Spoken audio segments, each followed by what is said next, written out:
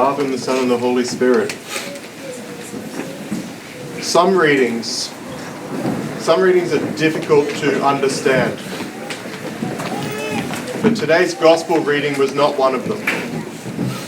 It's relatively straightforward to understand. If a person is to call themselves a follower of Christ, they are to forgive others. That part, very straightforward.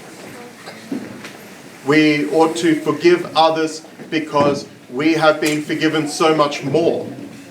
Well, this is when you read it carefully, when it comes out, at least when it comes out, when you read it the second time, the third time, and you're familiar, that much is clear. The real difficulty with today's Gospel reading isn't the understanding of it. It's the how. What is forgiveness? And then how is it that we forgive? Forgiveness is a central part of our faith. To forgive something is to let go of something. That's what the word forgive means. It comes from, that's what the English word forgive means. Very, very literally, its components are to let go, to forgo, to let it go from you, to not hold on to it.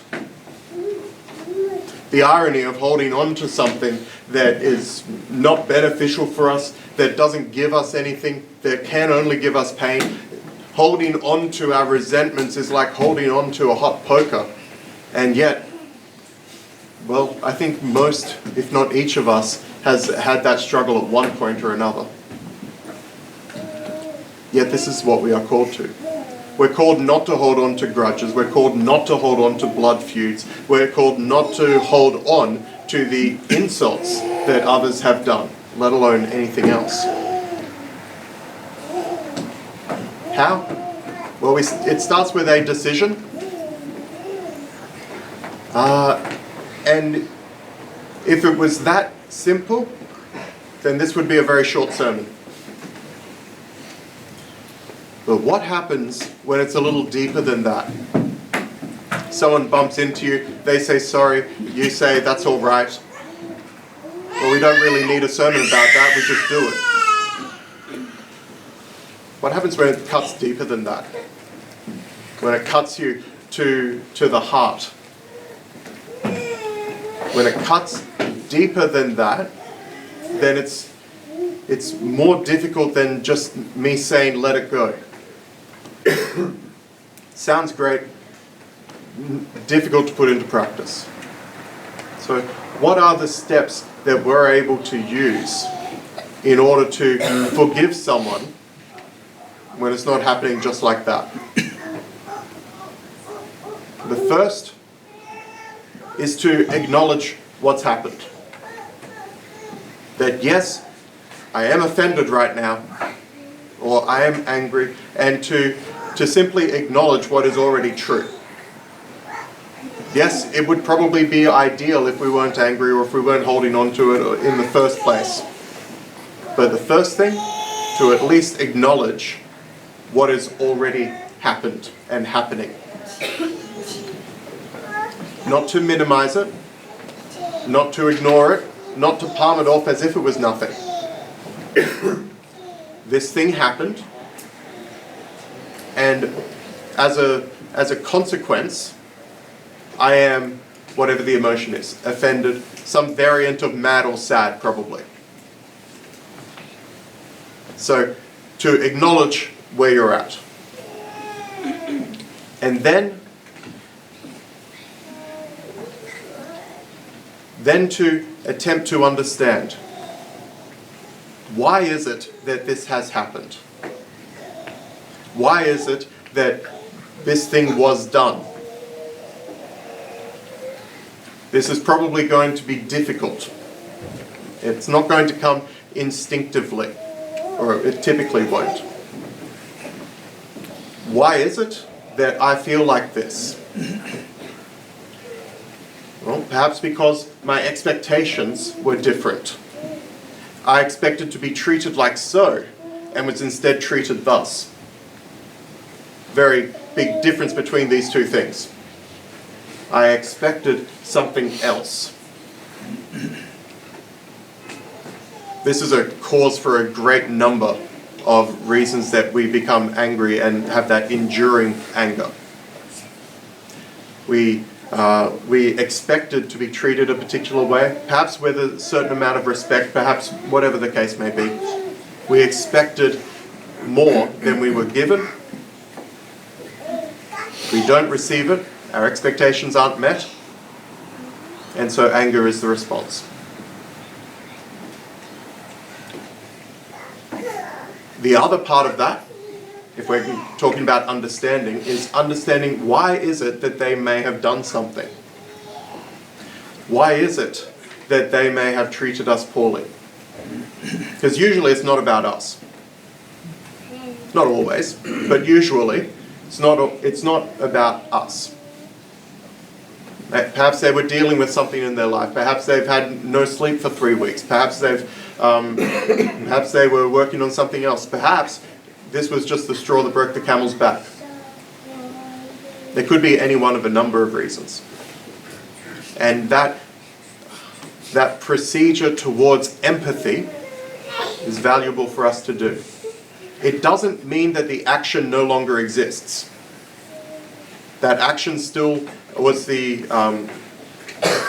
was something that came before your madness, sadness response.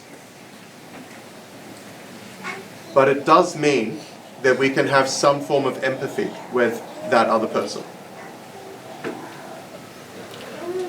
What's the next one? So we've understood how we felt. We have tried to understand the best that we can. And then we ask for help. Because clearly something we're not quite at 100% where we want to be. That's okay. Usually one of the problems that we have is that we're trying to be too self-sufficient. That we're trying to do everything as if we didn't need the God who loves us, who died and rose for us. Who said, ask. You haven't asked anything before, but now ask. Well, these things are good things to be asking. To be asking for His help in forgiving the other. Now, maybe you're not quite at that point. Maybe this is a long-lasting thing. And you just can't bring yourself to pray for that. Okay. Well, be truthful about where you're at. Ask for help in getting to the point of forgiving the other person. You may have to repeat that process a couple more times then. But progress is better than holding on to this hot poker of anger. And so prayer is the third part. Acknowledge, understand, prayer, and then we look to forgiveness. We look to let go of the hold that this has over our life, the hold that this has over our heart. Because there's a lot of things that we need. Anger's not one of them. Salvation is. But anger just proves to be an anchor preventing us from ascending to Him. Preventing our growth towards Christ. And so we let go of, to the best that we can, of the hold that this has. A number of you have heard me talk about the story of the cluttered room. And I'll go through this again for our purposes. The idea is that you go to a room and we're kind of imagining that a hoarder has been in charge of this room so you can barely crack open the door. How are you going to clean this room? Well, you take out bit by bit. You take out what you can reach. Maybe there's bits and pieces that you can get out now and you just can't get out other parts. Well, that's okay. You start with what you can do. And then later we'll get to what you thought you couldn't do. And then the room opens up. You can actually walk in. You can take other stuff out. You can turn on the lights. Oh, we've got way more work to do than we ever thought. So you clean that. And then you open the windows up. Sunlight has exposed everything. Well, we've got plenty more work to do. We can see how this analogizes across to ourselves. That we do what we can do. We clean what we can reach. We forgive what we can forgive today. And maybe sufficient is the day for the troubles thereof.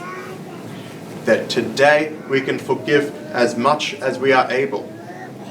And we'll probably be thinking that we've done our best to forgive everything. Good. And perhaps we have. That's the good. That's success. And we'll know if we haven't, because the next day, the next week, we think about it again, and we think about it and we get riled up about it. We haven't let it go. And you know what you do then? Repeat the process. Acknowledge what's happened.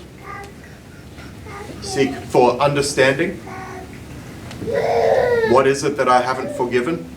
Why has this still got a control? Ask for divine help.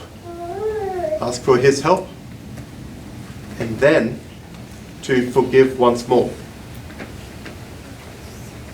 Maybe a day or a week will pass, and once again you realize that there's quite a bit of work that you've done and quite a bit of progress that you've had. You're still not there. So what do? Acknowledge, understand, pray, forgive as best you can.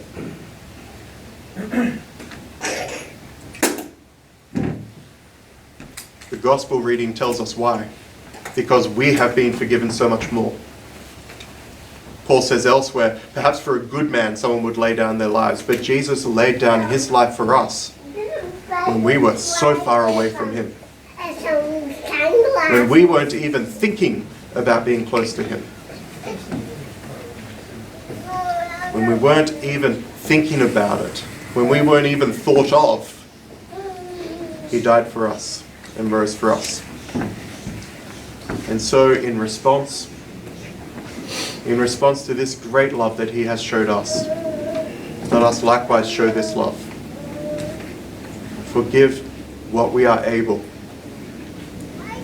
Forgive what we are able, that we too may be close to Christ, may be following His commandments, and may come to Him unburdened by the cares of this life. Amen.